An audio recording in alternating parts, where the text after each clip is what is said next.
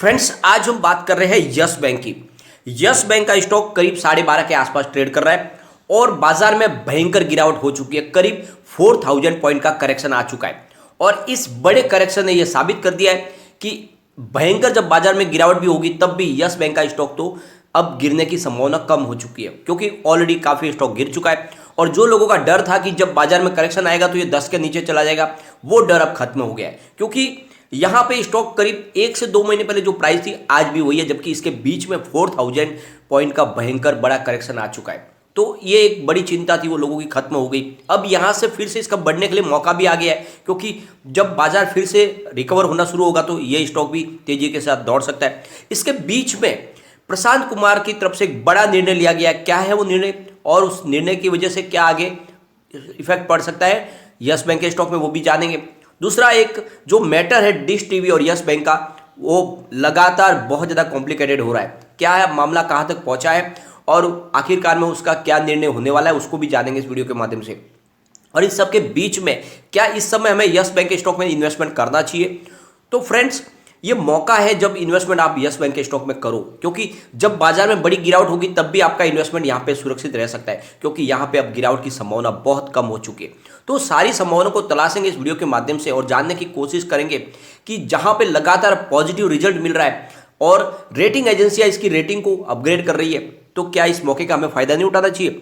एक तरफ सिर्फ निगेटिव माहौल बना गया है और उस निगेटिव माहौल की वजह से यहाँ पे गिरावट हुई, क्योंकि सबने कह दिया गया है, ब्रोकरेज फर्म कह रही है कि यहाँ पे सब कुछ ठीक नहीं है, लेकिन जबकि रेटिंग एजेंसियाँ इसके उलट कह रही है और जो इसका रिजल्ट है वो कुछ और कहानी बयां कर रहा है। तो ये पूरा जो मामला है ये एक तरह से आपको मिसगाइड करने वाला है, तो इस वीडियो के माध्यम से उसको क्लियर करने की कोशिश करेंगे। लेकिन फ्रेंड, उससे पहले अगर आप पहली बार हमारे चैनल पे आए तो चैनल को सब्सक्राइब कर दीजिए, एक बेल आइकॉन दबा दीजिए ताकि जब भी नया वीडियो बने पहला नोटिफिकेशन आपको मिले। वीडियो पसंद आए तो लाइक शेयर जरूर कीजिए। चलो फ्रेंड, वीडियो स्टार्ट करते हैं। मैं हूं आपका दोस्त SB दवे और हमारे अपने चैनल ऑनलाइन कमाई में आपका बहुत बहुत स्वागत है। फ्रेंड्स, जो विश्वास नहीं कर रहा है कि यस बैंक कभी तेज हो ही नहीं सकता है, कभी ये हमें अच्छा रिटर्न दे ही नहीं सकता है, वो आने वाले समय में बिल्कुल गलत साबित होंगे। और रेगुलरली मैंने पहले ऐसे स्टॉक को कवर किया है, काफ़ी स्टॉक मैंने जो सजेस्ट किए थे वो सारे दौड़ चुके। यस बैंक में अभी समय बाकी है, ये डेफिनेटली दौड़ेगा क्योंकि बहुत मजबूत स्टॉक है। एक बार इसके फ्राइडे के कारोबार को भी डिस्कस कर लेते हैं। स्टॉक ओपन हुआ 12.65 पर, हाई बनाई 12.70 की, लो है 12.40 का और एंड में 12.50 पर करीब 1.96% की गिरावट के साथ में इसने क्लोजिंग दी। और दूसरी तरफ बाजार में करीब 1600 से 1700 पॉइंट की भयंकर गिरावट हुई है।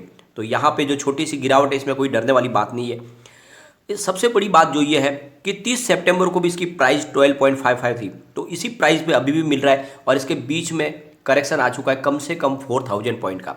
तो ये आप समझ लो कि बाजार में भयंकर करेक्शन भी आएगा तब भी स्टॉक अब ज़्यादा गिरने वाला नहीं है और इसीलिए ये निवेश का मौका बनता है। सुरक्षित निवेश है यस बैंक के अंदर। यहाँ पे अब आपका गिरावट की संभावना कम बन चुकी है और जब इसकी तेजी बनेगी तो ये स्टॉक बहुत तेजी से दौड़ सकता है, तो निवेश किया जा सकता है इस लेवल पे।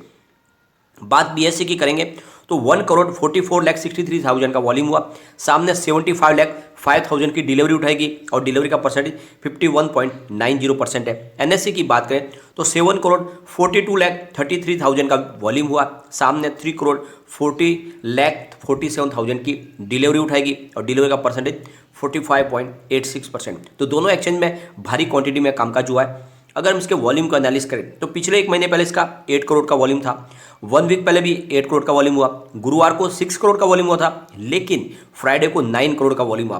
तो पूरे महीने में सबसे भारी वॉल्यूम के साथ में कामकाज हुआ और लोगों ने काफ़ी अच्छी खरीदारी की है।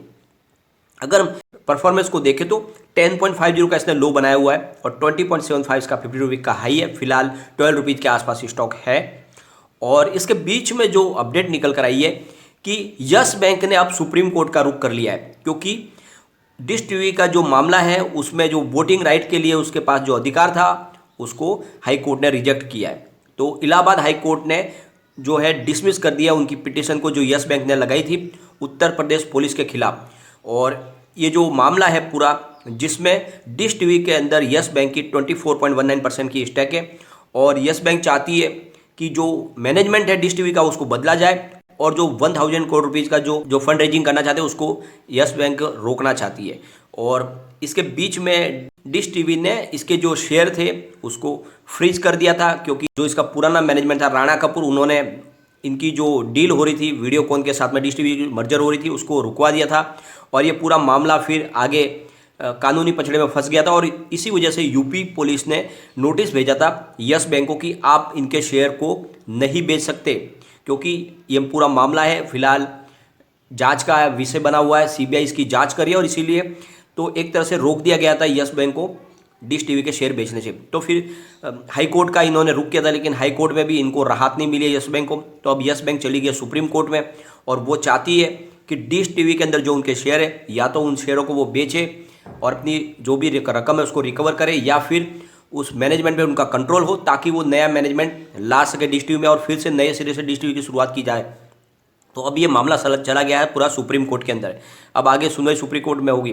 दूसरी तरफ एक बड़ी कोलैबोरेशन की है यस बैंक ने अमेजॉन पे के साथ में। तो ये अमेजॉन पे और अमेजॉन वेब सर्विस के लिए इन्होंने एक बड़ा एक कोलैबोरेशन किया और इसके माध्यम से अब यस बैंक के बिजनेस में और गति देखने को मिलेगी। यस बैंक इस मामले में बहुत तेजी से आगे बढ़ रहे। यस बैंक ने करीब 40% वॉल्यूम के ऊपर कब्जा किया यूपीआई ट्रांजैक्शन के अंदर। तो बहुत तेजी से उनका बिजनेस ये बढ़ रहा है, बाजार के खिलाड़ी बन चुके हैं यूपीआई ट्रांजैक्शन में और लगातार बहुत सारे अलग अलग कंपनियों के साथ में बिजनेस टाइप करें। अब उन्होंने अमेजन पे के साथ में भी बिजनेस टाइप किया और इसके माध्यम से इनके बिजनेस में और बढ़ोतरी हो सकती है। और प्रशांत कुमार की तरफ से कहा गया है कि जो हमने अमेजन पे के साथ में जो ये बिजनेस कोलैबोरेशन किया, इसके माध्यम से हम कस्टमर को यूनिक सर्विस दे पाएंगे और बहुत सारी उनके लिए चॉइस होगी, बहुत सारे उनको बेनिफिट मिलेंगे और इसकी वजह से जो यूपीआई बेस्ड जो ट्रांजैक्शन है जो पेमेंट का, उसको हमने और आसान करने की कोशिश की है। तो इससे जो अमेजन पे के कस्टमर है उनको भी बेनिफिट मिलेगा और हमको भी कस्टमर बेस बढ़ के मिलेगा। तो एक तरह से जो ये एक मास्टर स्ट्रोक खेला है प्रशांत कुमार ने, यानी अमेजॉन पे की सर्विस बहुत ज़्यादा इस समय हिट हुई है, लोग काफ़ी ज़्यादा उसको यूज कर रहे हैं। तो इसका बेनिफिट अब जो होगा यस बैंक को होगा, क्योंकि सारा ट्रांजैक्शन उनके थ्रू होगा। तो आप देख लो कि प्रशांत कुमार लगातार बहुत अच्छे निर्णय ले रहे हैं और इसका नतीजा है कि आने वाले समय में यस बैंक डेफिनेटली अच्छा करती हुई दिखाई देगी। चाहे कितना भी निगेटिव माहौल बनाया जाए, यस बैंक आने वाले समय में आपको अच्छा रिटर्न देके ही रहेगी। और इसके पीछे वजह है इनका रिजल्ट। इन्होंने जो Q2 का रिजल्ट पेश किया था बहुत ही बेहतरीन था। अगर बात करें इनके रिवेन्यू में तो 1.95 थाउजेंड करोड़ भी निकल कर आया था, जहाँ पे 28.54% की हमें ईयर ऑन ईयर बेसिस पे बढ़त देखने को मिली। नेट इनकम इनके 222.65 करोड़ भी निकल कर आई, जहाँ पे 85.16% की ईयर ऑन ईयर बेसिस पे बढ़त देखने को मिली। डायलूटेड ईपीएस इनकी 0.09 रही, तो 80% की वहाँ पर भी हमें अच्छी बढ़त देखने को मिली। नेट प्रॉफिट मार्जिन 11.44% रही, तो 44.08% की यहाँ शानदार बढ़त देखने को मिली हमें ईयर ऑन ईयर बेसिस पे। तो जबरदस्त रिजल्ट इन्होंने Q2 का पेश किया था और आने वाला Q3 इससे भी बेहतरीन हो सकता है, क्योंकि काफ़ी अच्छा इनका कारोबार है। इस दौरान एनपीए की अच्छी खासी इन्होंने रिकवरी भी की है। तो बिल्कुल मौका है जब आप यस बैंक में निवेश करें, क्योंकि अगर बाजार में भयंकर गिरावट भी हुई तो यहाँ पे आपका निवेश डूबने की संभावना बहुत कम है, नीचे अब जाने की इसकी संभावना कम है और यहाँ से तेजी से स्टॉक बढ़ेगा। आने वाले समय आपके निवेश को कई गुना बढ़ा देगा। बड़े बड़े फंड हाउस का अभी इस समय यस बैंक में निवेश हो रहा है, जब दूसरे स्टॉक काफ़ी ज़्यादा दौड़ चुके हैं और ये अकेला ऐसा स्टॉक है जो अभी अंडर परफॉर्म है, तो इसके ऊपर दाव लोग लगा रहे हैं। तो इसमें आपको मौके का फायदा उठाना चाहिए। अगर आप ऊपर के लेवल में फंसे हुए तो निचले लेवल से खरीदारी करके अपना एवरेज नीचे लाए, बहुत जल्द स्टॉक आपको बल्टी बैगर बनता हुआ दिखाई देगा। एक बार इसके पिवट लेवल को चेक कर लेते हैं। यहां से अगर स्टॉक स्लिप होता है तो 12.33 पर इसका फर्स्ट सपोर्ट है, सेकंड सपोर्ट 12.22 का है और थर्ड सपोर्ट 12.03 का। ऊपर की तरफ मूव करने पे जो टारगेट निकल के आ रहा है वो है 12.63 का फर्स्ट टारगेट है, सेकंड 12.82 का टारगेट है और थर्ड 12.93 का टारगेट। तो फिलहाल स्टॉक आपको 12 रुपीज के आसपास ही ट्रेड करता हुआ दिखाई देगा। बाजार में बड़ी गिरावट भी हुई तो ये 12 से नीचे जाने की संभावना फिलहाल अभी इसकी कम है। इन्वेस्टमेंट का मौका इस समय आप इन्वेस्टमेंट कर ले, क्योंकि जिस तरह से इनका एनपीए रिकवर हो रहा है और जिस तरह से लगातार बिजनेस टाइप हो रहे हैं, तो आने वाले समय में ये बड़ा मल्टीबैगर बन के रहेगा और जो लोग इसके बारे में निगेटिव बातें फैला रहे वो उनको मुंह की खानी पड़ेगी। तो निवेश बनाए रखें, लेकिन फ्रेंड कोई भी इन्वेस्टमेंट करने से पहले अपने फाइनेंशियल एडवाइजर से एडवाइस ले ले या अपना खुद का रिसर्च करें, क्योंकि मैंने वीडियो आपके एजुकेशनल पर्पज के लिए ही बनाया। वीडियो पसंद आए तो लाइक शेयर जरूर कीजिए। Thank you friend.